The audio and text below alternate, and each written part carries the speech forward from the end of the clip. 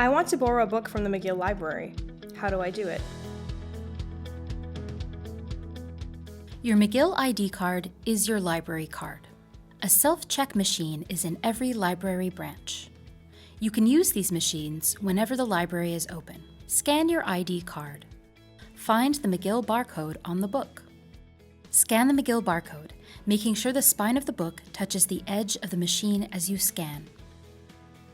Listen for the beep and thud, and look for a green check mark to appear next to the title and due date on the screen.